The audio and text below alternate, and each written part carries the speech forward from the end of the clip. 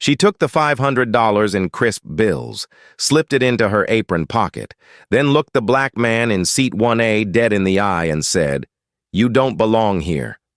That's how it began. With that sentence. Sharp, intentional, cold. A white-gloved hand moved to the overhead compartment as if adjusting it for passenger safety. But really, it was just a stall. Just long enough for her colleague to prepare the forged seat reassignment form.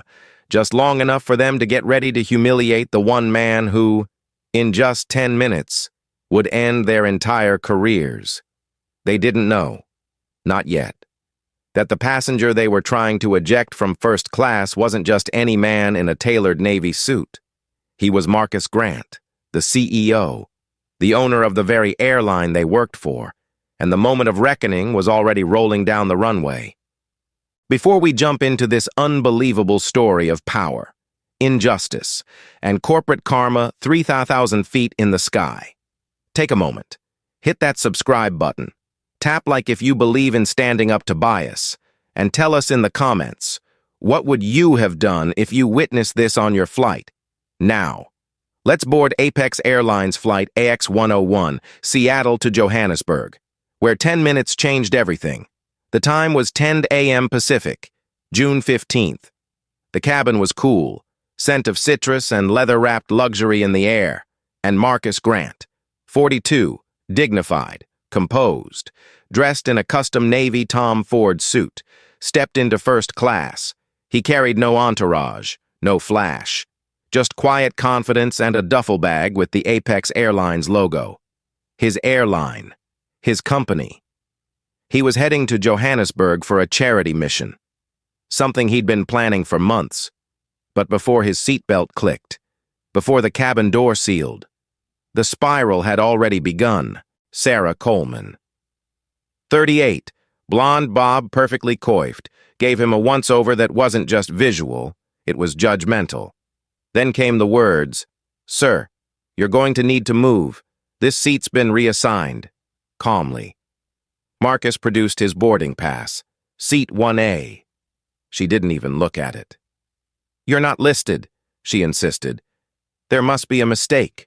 You'll need to move to economy." And just like that, the slap came. Not physical, but institutional. The kind that leaves a man of Marcus's stature blinking. Stunned not because it's new, but because it's still happening. Flight attendant Ryan Holt, 34, sidled up beside her. "Is there a problem?" he asked, his smile tight, eyes flaring just a little when he looked at Marcus. "Sir, this is first class. You're out of place here." His voice carried just enough sugar to pass, but the poison was unmistakable. Meanwhile, a passenger across the aisle, Edward Vaughn, 50, white, balding, with the kind of entitlement that dripped off his pressed khakis, leaned over and said with a smirk, "You heard them. Move along. You're holding things up." Marcus turned to him, calm still intact. "Excuse me?"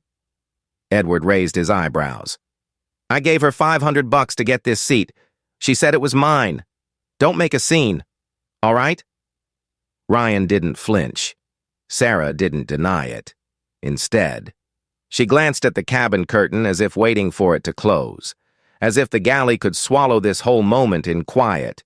Just 2 rows behind, Claire Evans, 40, white, dressed smartly in travel wear, tapped the record button on her phone. "I'm filming this," she announced, voice shaking. "This is messed up." Her husband, David Patel, 45, leaned forward, voice louder. "We saw him board like everyone else. Why are you treating him differently?" The tension was live now. The air, electric. Sarah whispered something to Ryan, who disappeared into the galley. From the corner, a younger flight attendant, a trainee, stood frozen. Mia Lin, 25, Chinese-American, eyes wide, then, quietly, to Sarah. "He's showing a valid ticket. I don't think we should—" Sarah cut her off. "Stay in your lane. Mia." Marcus sat. quietly. In 1A, he didn't raise his voice. He didn't call for a manager. He simply dialed his assistant. Lena Brooks. "Activate the internal system," he said softly. On the other end. Lena replied, "Already live. I've got the log feed." Meanwhile, Sarah turned back to him, now visibly irritated by the stares from the rest of the cabin. "Last warning, sir.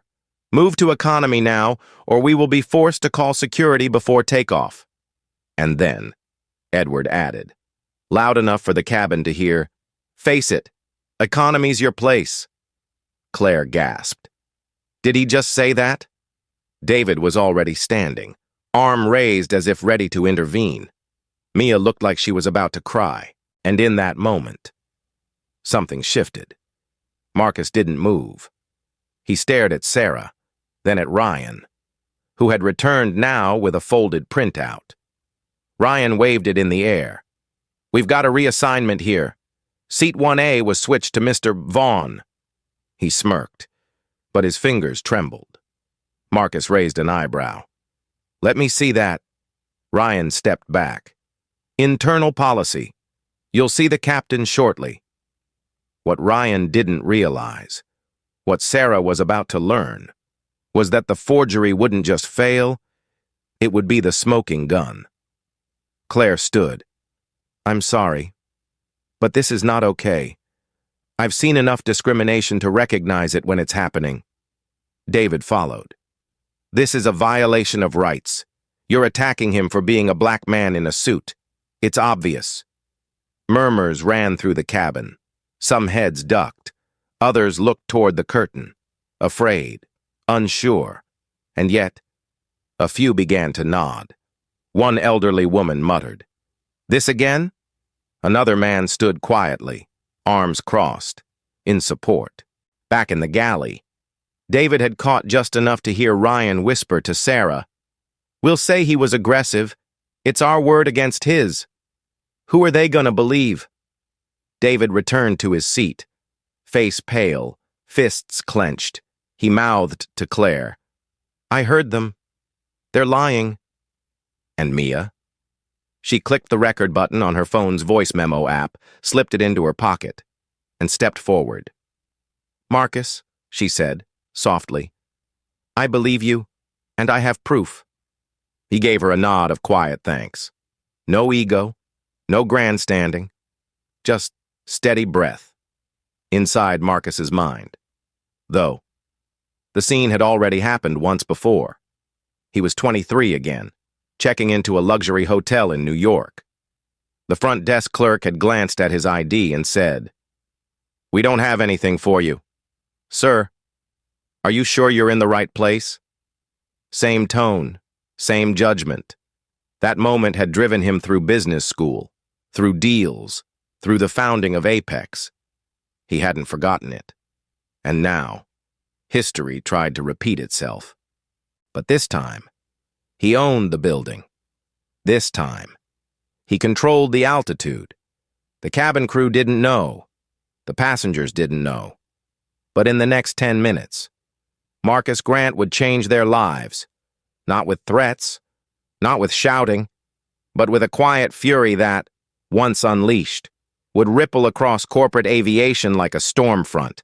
All because someone looked at him and said, "You don't belong here. Either leave seat 1A now." Sarah hissed through clenched teeth, her voice sharp enough to cut through the rising buzz of first class. "Or face the consequences." The cabin lights glinted off her name tag, and behind her, Ryan folded his arms, grinning with the smug anticipation of a man convinced he'd already won. The passengers sat tense. Claire kept filming. David leaned forward, alert. Mia lingered by the service station, her eyes flicking between Sarah's flushed face and Marcus's unreadable calm. Marcus stayed in his seat. His legs were crossed, hands steepled in his lap, voice level. "You're escalating a situation you created. Sarah." Her nostrils flared. "You're refusing to comply with a directive. You're making this difficult." Ryan, voice oily with fake concern, added, You're disrupting our takeoff. First class must remain a peaceful environment for paying customers. Edward Vaughn, barely hiding his glee, piped up again from beside them. And I paid in cash. You're embarrassing yourself. Man, this seat's mine now. His voice dripped with that particular brand of condescension, the kind that doesn't care who hears. Marcus glanced at Edward, then back to Sarah. This seat, he said coolly, was assigned to me. I'm not moving. And if you continue to harass me, I will hold this airline, and every crew member involved, accountable. A few gasps murmured through the cabin. Ryan leaned closer, lowering his voice. You don't belong here, and you know it. Claire shot to her feet. Excuse me? She shouted. Did you just say that? Sarah turned toward her. Ma'am, please sit down and stop interfering. But David stood too. He belongs here more than you do. You're both on a power trip, and we all see it. Ryan's jaw tightened, but he didn't respond. He didn't need to. The bias was already bleeding into every action, every sideways glance, every misstep. Mia, voice shaking but firm, said, His ticket's valid. I checked it myself before boarding. Sarah spun on her. This doesn't concern you. Mia stepped back, ashamed, but she didn't sit down. Then came the first flicker of fire from Marcus. He picked up his phone, calm as ever, and called Lena again. Escalate the internal log, he said. Tag cabin behavior, flight AX-101, full report. Lena, somewhere in the Seattle office tower with Apex Airlines crest on the door, replied. Already compiling, the system is capturing audio. Sarah turned ghostly pale. She didn't understand what system he was talking about, but she would. Oh. She would. Ryan disappeared into the galley again. And this time, David followed discreetly, stopping just near the curtain, pretending to stretch. What he heard made his hands shake. Ryan, laughing under his breath, said to Sarah, Let's just say he was being aggressive. No cameras saw everything. We'll say he caused a disturbance. Tried to intimidate us. Sarah muttered back. He's not like our usual first-class crowd. Just call it in and have him moved. David froze, then slipped back to his seat, whispering to Claire. They're lying. They're planning to frame him. Marcus sat still, steel in his jaw now. The same man who, at 19, had walked into a jewelry store looking to buy his mother a birthday necklace and been told by the sales clerk, We don't sell imitation chains here. Because of the hoodie he wore. That humiliation had turned to hunger. That hunger had turned to ambition. And that ambition? It had built a global aviation brand, one that now spanned 4 continents, one that paid Sarah's salary. Ryan returned holding a clipboard. Captain says you'll be escorted off if you continue to be non-compliant. But the captain hadn't said that. Not yet. Ryan was bluffing. He pointed to the updated forged reassignment log. You're not on this manifest. Passenger Vaughn is... He placed the log on the tray table. Claire filmed it. Is that a real log?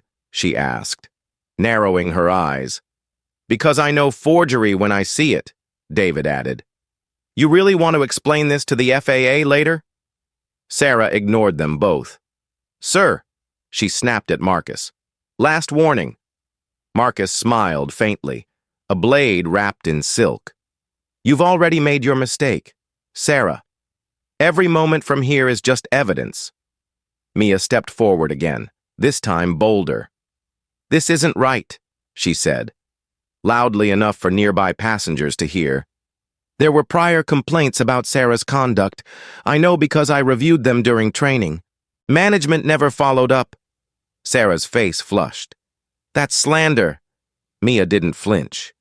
It's documented, and I'm recording now. She tapped her blazer pocket. The whispers around them grew. Someone in row 2 whispered. Did you hear that? They've been reported before?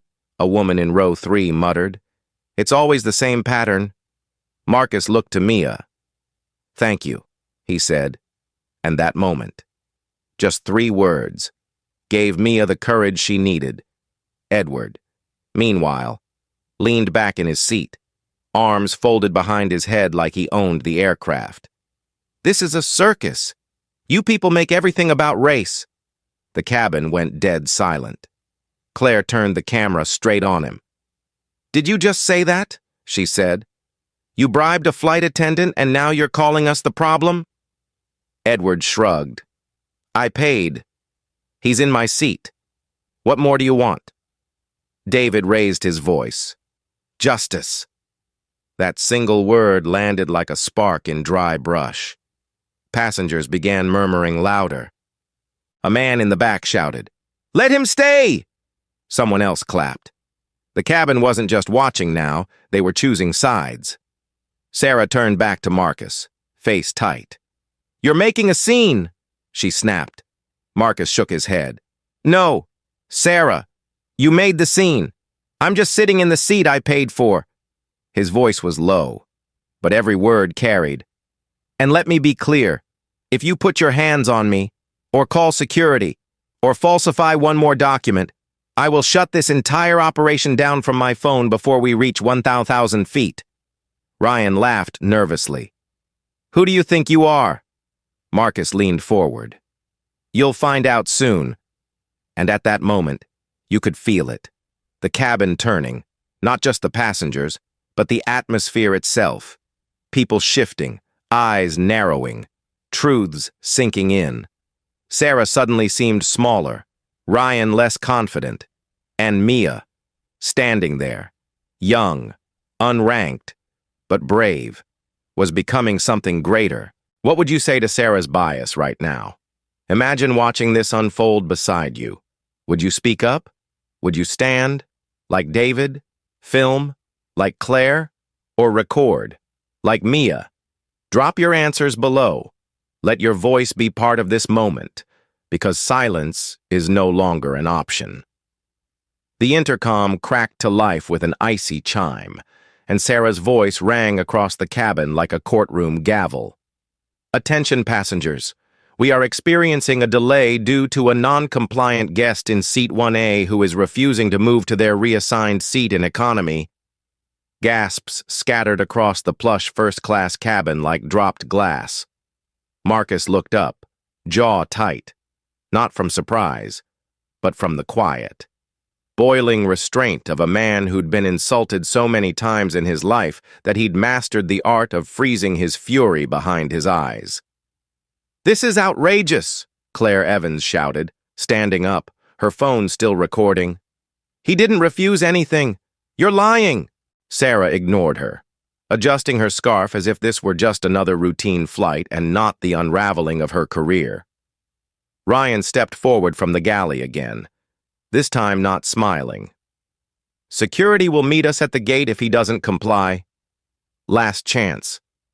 Mr. He paused. He didn't even know Marcus's last name. Grant, Marcus said coldly, finishing it for him. My name is Marcus Grant. Ryan smirked. Well, Mr. Grant, let's not make this difficult. Edward Vaughn, oozing with confidence from 1B, chuckled and muttered, He's not first-class material, and you all know it. And just like that, the simmer exploded. He belongs here more than you ever will, David Patel snapped, standing up, voice reverberating through the cabin. You bought a seat with a bribe. That doesn't make you better. It makes you part of the problem. Edward shrugged. What problem? I paid. They accepted. That's called business. A murmur of disgust moved through the rows like a wave. Another passenger stood up. Then another. A middle-aged woman with silver hair near the front said, I've flown this route for 10 years. I've never seen a passenger treated this way. Sarah turned, flustered. Please return to your seats. You're all interfering with flight operations. But they didn't sit. In fact, they stepped into the aisle, subtly creating a wall between Marcus and the crew. Mia stepped forward again, her voice clearer now, her fear overridden by righteous adrenaline. "I have a recording," she said, her hand resting over her phone in her pocket, "of Ryan mocking Mr. Grant and of Sarah saying she was going to teach him a lesson." A few passengers gasped. Claire stopped filming and just stared at Mia, stunned. "You what?" "I recorded it," Mia repeated. "In the galley, when they thought no one was listening." Ryan turned pale. "You can't record crew. That's against protocol. Discrimination is against federal law," Mia shot back. "Which one do you want to argue in court?" Sarah reached out as if to grab her, but Marcus stood suddenly, calm but commanding, his presence snapping into sharp relief. "Touch her," he said, voice velvet but lethal. "And you'll leave this aircraft in handcuffs." For a moment, no one breathed. Then Ryan snapped. "You're threatening a flight attendant now? That's a federal offense." Marcus didn't blink. "What you've done," he said, "is a federal offense. Falsifying a seat log, accepting bribes, targeting a passenger based on race, and slandering me publicly over the intercom." He paused. "It's all recorded. It's all logged. And when we land, none of you will be employed." Ryan looked toward the front, but the cockpit door remained closed. Sarah whispered, "We'll say you were aggressive. They'll believe us." Claire raised her phone. "Not this time. Not with all of us watching. Recording. Speaking up." David's voice cut in again. "I overheard them in the galley. They were planning this." Murmurs swelled louder. One man in row 3 began chanting, "Let him stay!" Another woman shouted, "Stop the discrimination!" Ryan's eyes darted across the cabin. He was losing control. Sarah looked stricken. Edward had gone silent. The dynamic had flipped, without a punch, without a scream, just the undeniable gravity of truth, and a cabin full of witnesses who weren't afraid to call it out. Sarah moved to grab the intercom again, but Marcus spoke first. "This seat," he said, loud enough for all of first class to hear, "was paid for, assigned, and logged in my name. And your actions today have put this airline at risk. Not because I'm unruly, but because you couldn't accept that a black man might belong in 1A. Mia looked at him like he was a lighthouse in the storm. Claire lowered her phone, visibly shaken. "You're absolutely right," she said softly. "And you're not alone. In the galley." Sarah and Ryan whispered furiously, trying to decide whether to press the fake narrative of a disruptive passenger. But the tide had turned. Passengers had formed a barrier. The aisle was clogged with defiance. The flight crew, once fully in control, were now isolated by truth. Marcus sat back down, not in surrender, but in power, calm, precise. He opened his phone, typed something quickly, and said, "Lena, tag final escalation, trigger legal review." "On the other end," Lena Brooks responded. "Already underway. Karen's on standby." Ryan looked like he'd been slapped. "Who's Karen?" he asked, trying to sound unbothered. "You'll find out," Marcus said flatly, inside his mind. He returned to the memory of a flight he took with his father when he was 27, first class, upgraded last minute. They'd been pulled aside before boarding, questioned like thieves in front of other passengers, told, "We just want to make sure you're in the right place." His father had smiled politely. Marcus had clenched his fists. He promised himself that day that he'd build a world where men like him wouldn't be asked if they belonged. And here he was, back on a plane, back in the fire. But this time with every tool he needed to reshape the system that failed them. "Why are you doing this?" Sarah snapped suddenly, tears rising in her throat. "You could have just moved." Marcus stared at her. "And taught you that bribery and bias work? No. You need to be held accountable.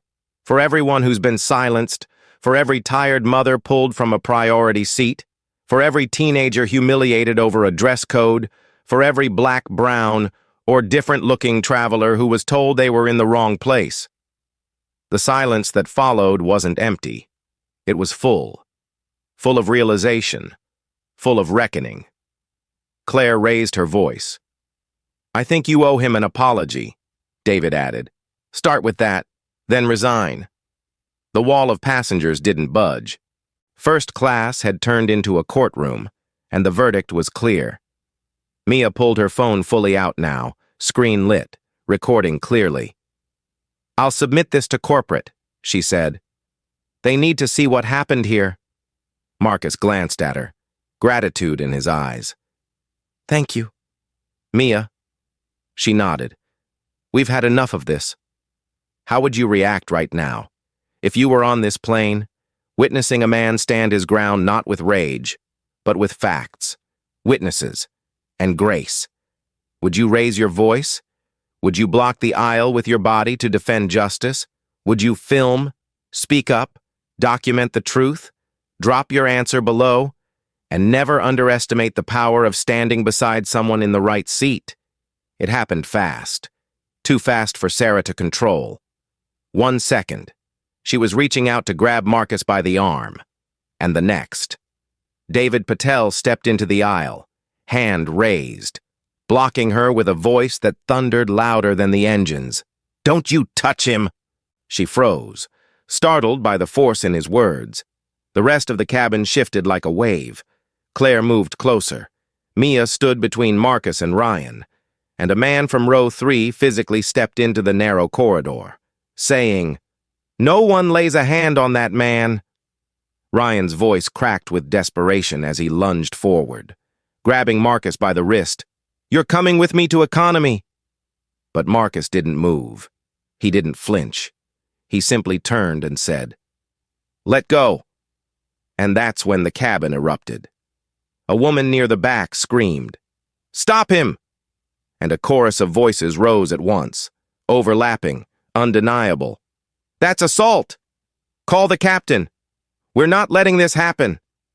And just like that, the human barrier solidified, passengers stepping forward, arms out, backs straight, bodies forming a protective ring around Marcus like a living shield. Ryan staggered back, his grip broken not by force, but by the sheer presence of dozens of witnesses who refused to let racism wear a uniform unchecked. Sarah looked to the intercom again, but a passenger near the front reached up and yanked the handset cord free. "You've said enough," he growled, in the center of it all. Marcus stood like a mountain, calm, composed, but no longer silent. His voice rang out, commanding yet restrained. "You violated every principle of aviation ethics. You accepted a bribe. You falsified documentation. You tried to physically remove a valid, ticketed passenger based on race. And worst of all, you did it in front of witnesses." Sarah's lips trembled. "You're blowing this out of proportion." But Mia spoke next, lifting her phone. "No, Sarah, this is exactly the proportion it deserves. I have your voice. I have your bias. And now, the world will hear it." Her voice cracked, but she didn't stop.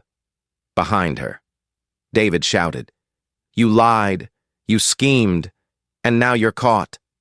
In the galley, another flight attendant peeked out, one who had stayed silent until now. A young man, maybe mid-20s, clearly shaken.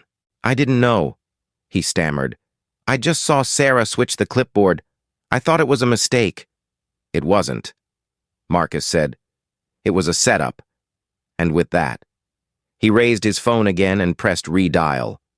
Lena answered instantly. "Lena," Marcus said calmly, "prepare the internal system for termination protocol. Put Karen on standby. We're initiating a level 4 escalation." There was a pause. Then Lena replied, "Understood. Karen's on the line." A new voice entered the call. Sharp, composed, female. "This is Karen Walsh, board executive. Proceed. Marcus." Every passenger nearby stiffened. Sarah blinked. "Karen who?" Marcus turned to her. "The person who will be approving your termination within the next 10 minutes." Sarah stumbled backward as if slapped. Ryan looked stunned. What? Termination? Yes, Marcus said. For cause, for misconduct, for bias, for placing this airline at risk of legal exposure and reputational collapse, Claire gasped, realizing the full weight of what was unfolding. Wait, are you saying you— I own Apex Airlines, Marcus said, voice steady, measured. Every plane, every seat, every decision, including who remains employed. A hush fell. Even Edward looked stunned, shrinking in his seat like a man who'd just realized the casino chips he used to bribe the dealer were counterfeit. Sarah tried to stammer something. Anything. You can't just— I can, Marcus interrupted. And I will. He turned to Mia. You stood up, you spoke out, you did what your seniors wouldn't. Effective immediately. I'm authorizing your promotion. Lena will process the transfer paperwork before we land. Mia's eyes welled with tears. Thank you, sir. David laughed, not mockingly, but in sheer disbelief. This is the greatest plot twist I've ever seen on a plane. Claire, still filming, whispered. And the most satisfying. Sarah looked broken now. Her shoulders curled inward. Ryan had backed up near the curtain, looking like he wanted to disappear. But it wasn't over. Not yet. Another passenger. A woman from row 5 stepped forward, her voice trembling. I overheard Sarah last flight. She was mocking another black passenger in the galley. I didn't say anything then. I'm sorry. But now I have to. Marcus nodded. Thank you. That broke the final wall. A middle-aged man near the front pulled out his phone. I've been flying Apex for years. I always suspected something was wrong with how first class treated people of color. Today proved it. Mia stepped beside him. Help me send it all in, she said. Every audio clip, every image. We'll send it through the internal system. Marcus raised his phone again. Lena, are you logging everything? Yes, Marcus, Lena said. Karen has seen the transcript. The board is watching live. Full backing for your decisions. Sarah crumpled into a seat near the front, clutching the headrest like a lifeline.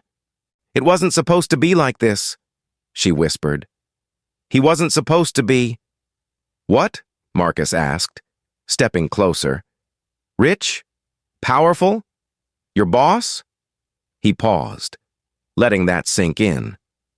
You would have done this to anyone who looked like me, who didn't look the part. That's what makes it worse, Ryan blurted out. We didn't know who you were. And if I wasn't the CEO, Marcus snapped, you would have succeeded. That's the point.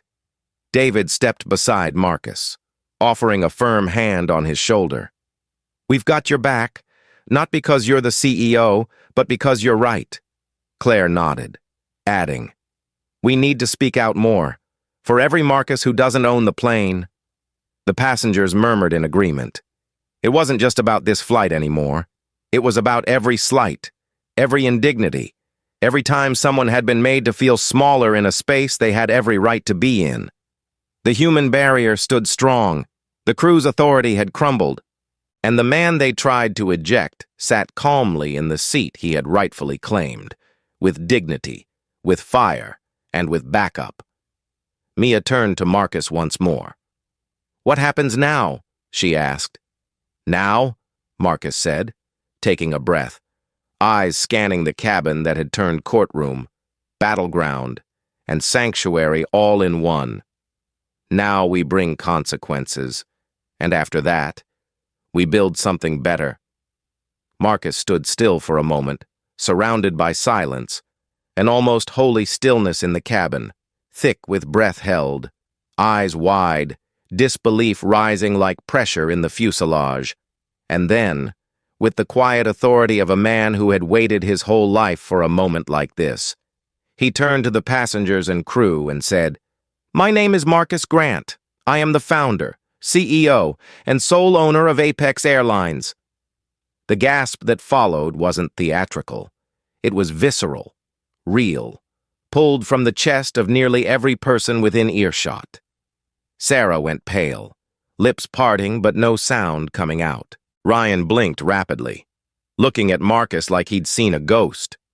Edward Vaughn actually recoiled in his seat, whispering, "No," under his breath as if he'd just realized he'd slapped the king in his own palace. Claire lowered her phone slowly. David's mouth opened, closed, then opened again. "You own this airline?" he finally managed. Marcus nodded, gaze steady. "Every seat, every aircraft, every policy, including the authority to terminate any employee who violates the core values we built this company on: equality, dignity, and respect." Then, without theatrics or flourish, Marcus raised his phone again. "Lena, are you recording?" "Yes, Marcus," came her voice, crisp, audible to nearby passengers. "Karen is on the line. You're clear to proceed." "Good," he said, locking eyes with Sarah. "This is formal notice, effective immediately. Flight attendants Sarah Coleman and Ryan Holt are terminated from Apex Airlines for gross misconduct, discrimination, accepting bribery, and falsifying official records. Furthermore, any crew member who enabled or concealed this behavior will be placed under immediate review." Karen Walsh's voice entered the cabin speaker next, piped through Marcus's phone. "The board unanimously supports this decision. Public acknowledgement and reform policy will follow within the hour." That was the hammer, the confirmation, the moment where outrage became consequence. Claire gasped. David let out a soft, "Damn." Mia blinked, stunned. He wasn't bluffing. She whispered to no one. Sarah staggered back, slumping into the nearest jump seat like her legs had given out. "You can't just... This is my career." Marcus tilted his head. "You traded your career for $500 and a lie." Her lips trembled, but she had no defense. Not one. Ryan shook his head violently. "We didn't know who you were. We just thought..." "What?" Marcus said sharply. "That I was out of place? That I was unworthy of seat 1A? He stepped closer, his voice still low but now hard as steel. "You didn't just disrespect me. You disrespected every black man, every immigrant, every young traveler who ever sat in your section and wondered if they'd be treated like everyone else." The cabin remained breathless. Even the hum of the aircraft seemed to dim. "You violated every value this airline was founded on," Marcus continued. "And had I not been who I am, you would have gotten away with it. That's the part that keeps me up at night." Sarah finally looked up, cheeks wet. "We made a mistake. You made a choice," Marcus snapped, "and now you face the consequence." Then, something even more unexpected happened. Ryan stepped forward, shaking, palms open, voice hollow. "It wasn't just us," he said. It's the culture. We've been coached, quietly, on who gets priority treatment, who's fit for first class. There are codes, looks, warnings we give each other. We call it passenger profiling." Claire's mouth dropped. "You're saying it's systemic?" Ryan nodded, defeated. "Regional managers know. They reward upgrades when we adjust seat assignments discreetly. We're told to do it verbally, never in writing. But Sarah and we kept a list, a hidden log. Names we bumped. Most of them." He stopped. "Were black, or brown, or just didn't look the part."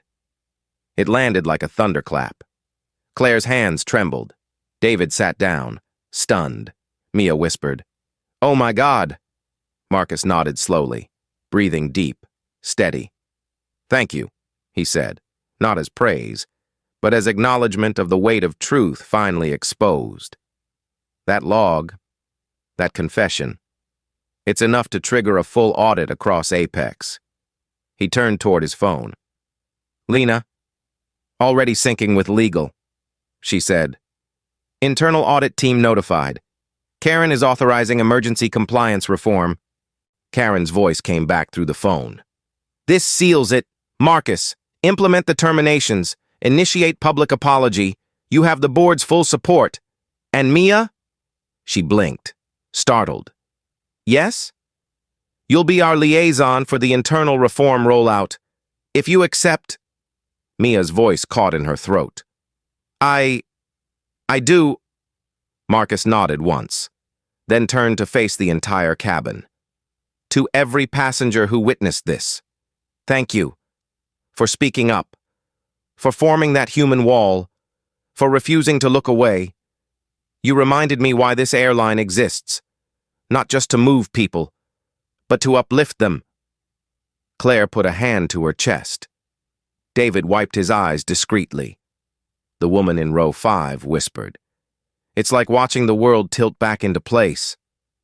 Edward, still slouched in disbelief, muttered, This is insane. Marcus turned to him. You're banned from future Apex flights. Your money bought you a seat, but your actions bought you a lifetime exile. Edward tried to protest, but his voice cracked, and no one listened. For the first time since takeoff preparations, he looked very small, very unimportant. Sarah finally spoke, her voice hoarse. I wasn't always like this. I just wanted to belong. Too.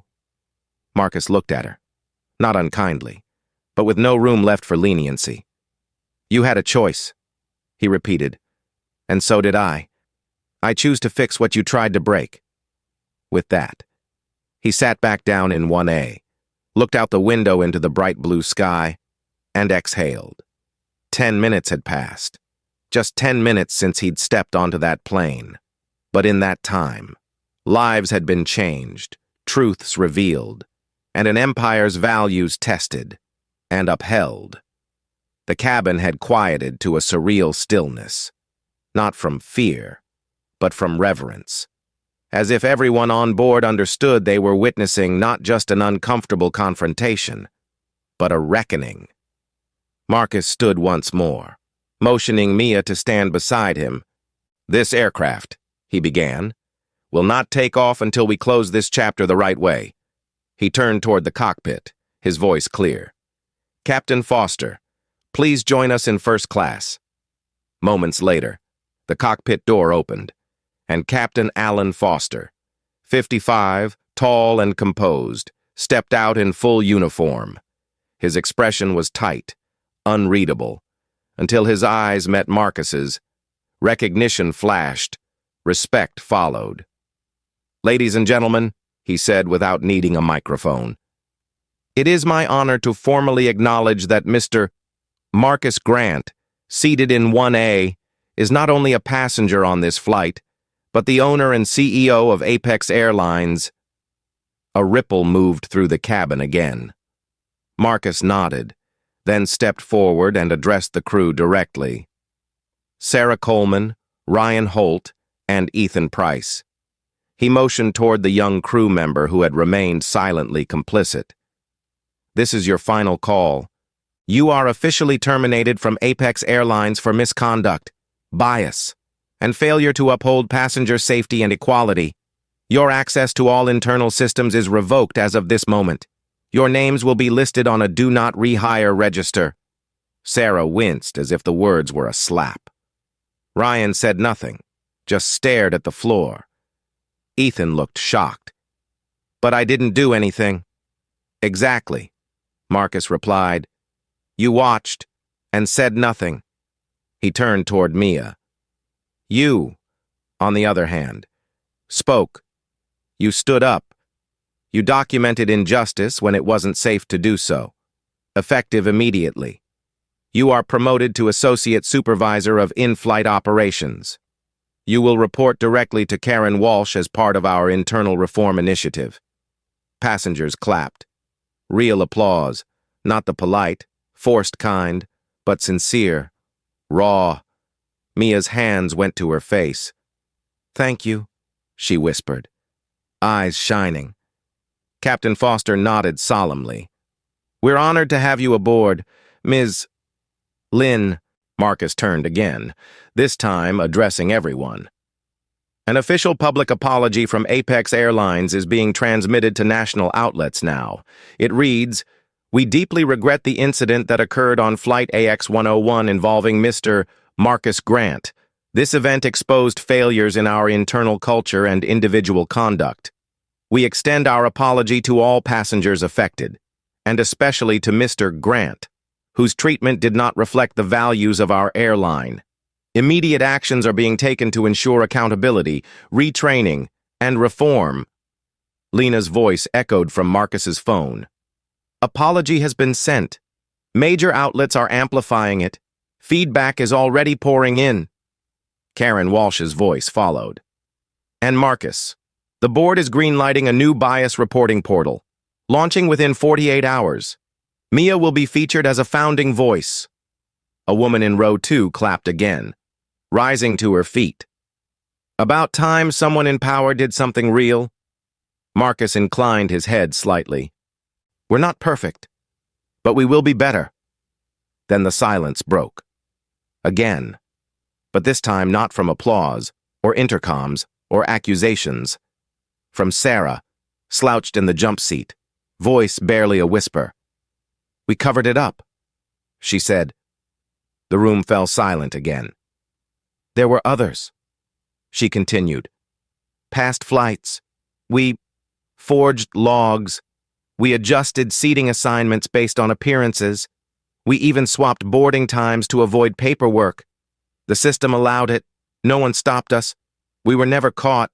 Until now." Ryan covered his face with both hands. Ethan looked away. Claire, filming again, just whispered, "Jesus." Marcus didn't flinch.